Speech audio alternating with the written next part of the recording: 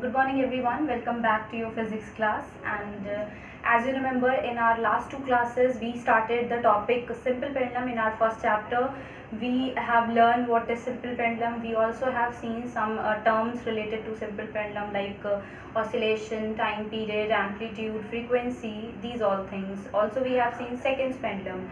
So, and also we have seen, this was all the theoretical part. We have seen one numerical, I guess, in the last class. So today we are going to see some more numericals. Okay, so here I have written one numerical we have seen related to seconds pendulum. Here I have written one more numerical.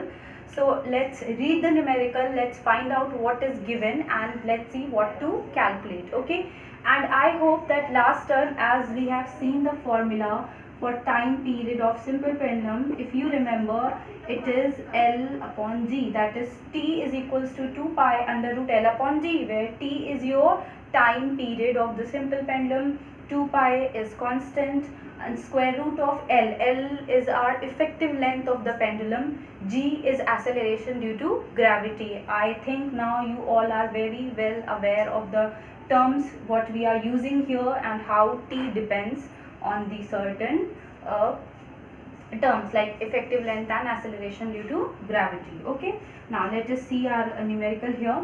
So in our question it is saying compare, I read it for you, compare the time periods. Time periods, that is T. We denote time period by using the alphabet capital T. Time periods of a simple pendulum at places where G is 9.8. That means the simple pendulum we are taking at two different places. So when we change the place of the simple pendulum because of change in place, like on the surface of Earth, if we change the place, the small g varies. As we know, the acceleration due to gravity varies from equator to pole. So that's why they are saying when we are changing the place, the value of g is changing. How it is changing? It is changing from 9.8 meter per second square to 4.36 meter per second square respectively. At one place it is this having this value, at second place it is having this value. Okay, and before we write what is given, first I actually want to tell you all that you see here I have written the unit as 9.8 meter per second square. Here I have written it as ms to the power minus 2. Both are same. You have learned this in your previous classes that whether you write it like this or this, both are going to be same or they all are same. That's why I have chosen to write it like this. Okay, now first whenever we start a numerical we always write what are the informations given. Okay, so here they have given us the value of G at two different places. So let's call the first value as G1. It is given as 9.8 meter per second square.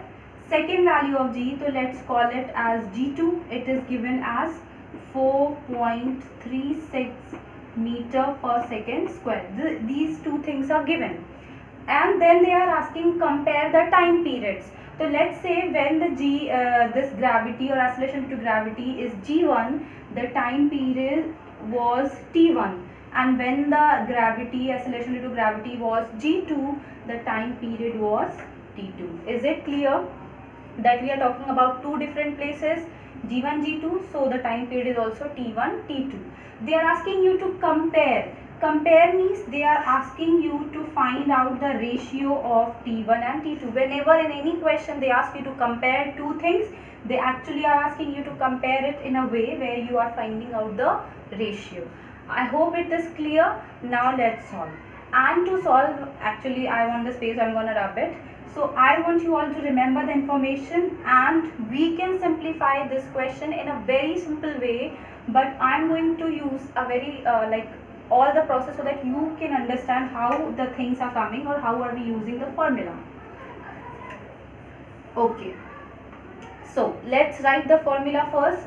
To calculate the time period, the formula is T equals 2 pi under root L by G. This is the formula which we know. Now when we have the value of time period as T1 which we want to calculate, so it is 2 pi the length. Let's say the length of the pendulum is L or L1 at that place upon G1. Okay, this is the first condition where the pendulum is at one place. Now we are taking the pendulum to the different place. There G is changing, it is becoming G2. So the time period will also change. So I am writing this equation as 1. Now the time period is changed and it has become T2 equals 2 pi under root L, let's say it is L2 G2. Now this equation we are calling it as second equation, first thing. Now second thing, since we have two time periods and two values of G1 and G2, it was not necessary to write L1 and L2, because what if we are having a pendulum and whether we are taking this pendulum here at this place or we are taking it to the other place, we are not changing the length, we are just changing the position of the pendulum. And when we are changing the position of pendulum, the length will not change. So instead of writing L1 and L2, if I write L only, will it be okay to you all? Because there is no change in the length of the simple pendulum or effective length of the simple pendulum. It's just that we are changing the places, and because of that G is changing and time period is changing. Is it clear? Now as I told you all that we actually have to find out what T1 is to T2. This is how we compare. So to calculate T1 is to T2, that means T1 upon T2, it is simple that we are supposed to divide the two equations. So we are actually dividing equation 1 and 2. Is it clear that to get T1 upon T2, we have to divide the equation, that is T1 upon T2 or equation 1 upon equation 2 first. Second is, whenever we divide a equation, the LHS of the two equations we deal separately, the RHS of the equations we deal separately. So here if I tell you what will be the LHS, here it is T1 and T2 and we have to divide them, that means it will be T1 upon T2. Is it clear? So here we have dealt with the LHS, now the RHS. This whole RHS of equation 1 upon equation 2. So if I write it, square root of this, it will be L upon G1 upon 2 pi square root L upon G2. This is how we have divided equation 1 and equation 2. Okay. Now here if you see, this 2 pi and 2 pi can easily get cancelled. Now what is LHS we have? T1 upon T2. What do we have left here? It is square root of L upon G1 in the numerator, upon denominator we have L upon G2. Is it okay? Okay. Now here when we have these two things, you all know when we are having this divide thing, or simple first if I show you in a proper way, actually we have written this thing. This something, if I write somewhere it is written root A upon root B. Can you write it as all root A upon B? We can write this thing, indices. So we have learned this. So that's how I'm gonna write it like this.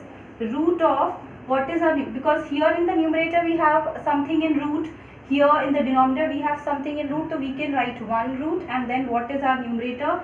It is L1 upon L upon G1, as the length is same, upon, in denominator we have L upon G2. Is it clear?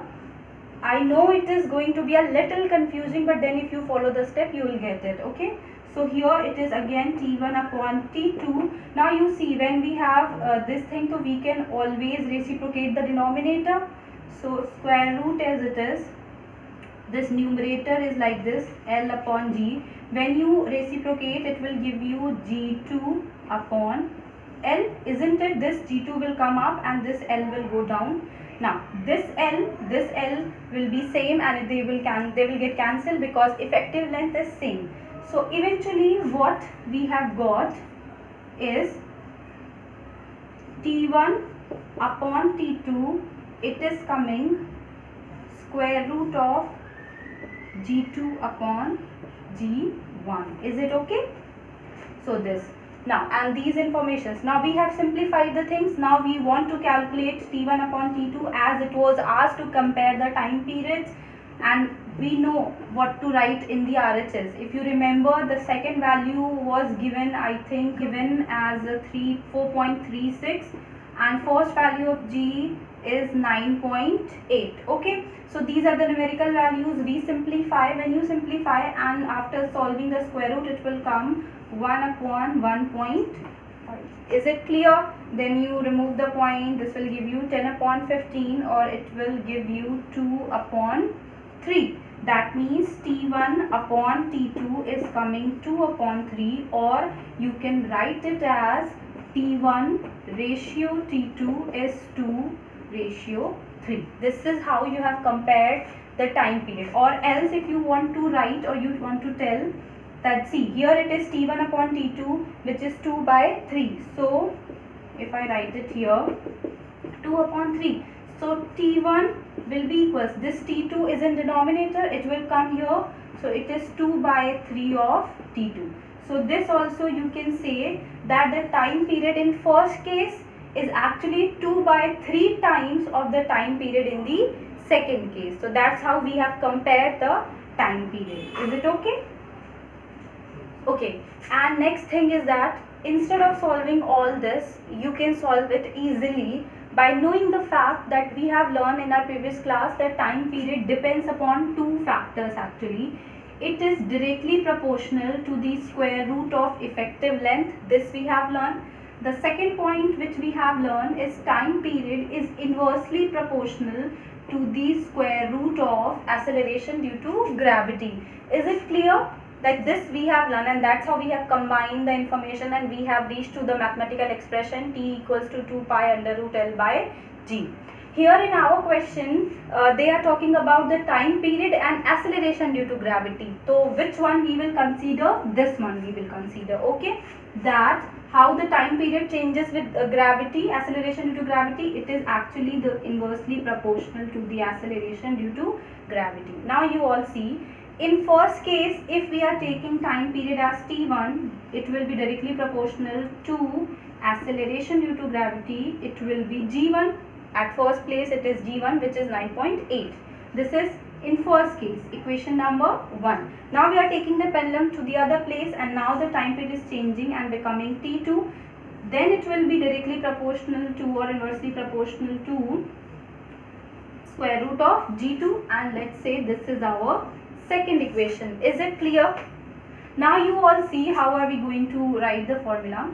If you see that whenever, last class we have learned that whenever we remove the proportionality sign, we have to apply a constant that is known as proportionality constant. Here if I am going to remove the proportionality sign, I have to apply a constant. Let's say the constant is here T1 equals to K. I am using a constant K, and then I have 1 upon square root of G1. Is it clear? G1. Now second case also, can I write it like this? I am removing this, so we have to apply a constant, same constant, and then into 1 upon square root of G2.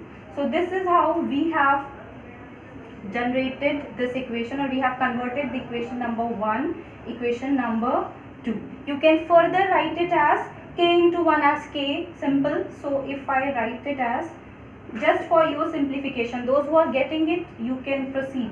K into 1 will be K upon square root of G1, and then T2 will be K into 1 will be your K upon square root of G2. Equation 1, equation 2. Now what do we want according to our question? We want to calculate the comparison. Comparison means T1 upon T2. So to get T1 upon T2, what to do? Equation 1 divided by equation 2. We have to divide, and whenever we divide LHS, we will compare, we solve LHS together and then RHS together. So it will be, LHS will be T1 upon T2, T1 upon T2 equals, what is our RHS? First, for equation first, RHS is K upon square root of G1 upon, what is the RHS of second equation? K upon square root of G2. So that's how we have written equation 1, LHS of equation 1 upon equation 2. RHS of equation 1 if I write, so it will be clear. This is RHS of equation 1 and RHS of equation 2. Now how to proceed? Just reciprocate the denominator. So it will be T1 upon T2. When you reciprocate, it will be K upon root G1, and when you reciprocate, it will be square root of G2 upon K. K being constant will get cancelled, so you are left with the idea or expression T1 upon T2 equals square root of G2 upon G1. Okay, so you can, T1 upon T2. So T1 upon T2, you can write it all together, G2 upon G1. Now here we have reached to the same point where we were solving in according to the last condition. So now the value of G2 is given as 4.36 upon G1 is given as 9.8, and then you simplify, the ratio will come 2 upon 3. Is this clear? I think this is the more much easy way, but if only you get it. Okay. Now the main idea to solve, or actually what I am going to tell you now, is important to solve the numerical. See, if you see that T is inversely proportional to G, that means that if G increases, T will decrease. So that when we are solving this, it is coming T1 upon T2. So it will simply, you can write first to solve the numerical, you have to inform. You have to write that since we know that T is inversely proportional to 1 upon root G, I am writing it for you. So you have to write, since we know that T is inversely proportional to root G, therefore when you compare like T1 upon T2, it will become G2 upon G1. Since it is in the denominator, so when you divide, it will reciprocate and it will be G2 upon G1. So directly you can use this formula after informing this, and then you can put the values and simplify. Is it clear now?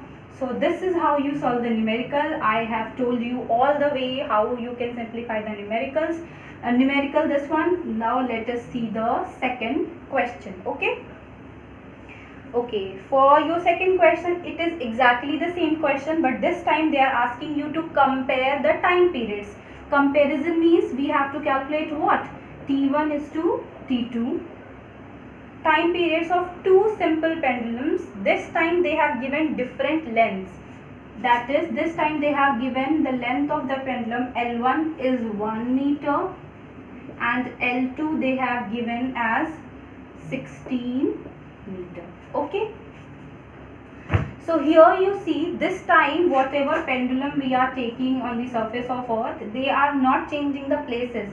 First time they are taking the length of the pendulum as 1 meter. Next time they are changing the length and it is becoming 16 meter. Okay. So whenever we change the length, of course the time period will change, as we know that the time period of simple pendulum depends upon the effective length. How? Whenever we change, we increase the length, the time period will also increase. Is it clear? So that's how we simplify. So here if I tell you the simple and easy way, that since we know that time period is directly proportional to length. Okay. So for the first time period, by the way, here we are changing the length. So here the acceleration due to gravity will not change, because the place where we are taking the pendulum is same. So we are taking the pendulum here only. So G is not going to change. G is going to be same. That's why we are not considering G. We are just taking this information that T is directly proportional to root L.